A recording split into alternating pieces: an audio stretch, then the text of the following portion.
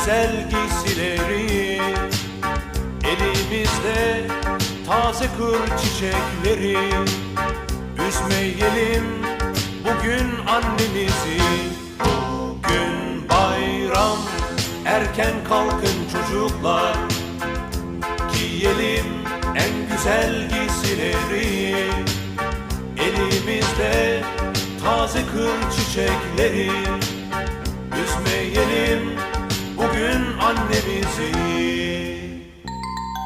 Sen yaz geceleri yıldızlar içinde ara sıra bize göz kırparsın. Sen soğuk günlerde kalbimi ısıtan en sıcak anımsın.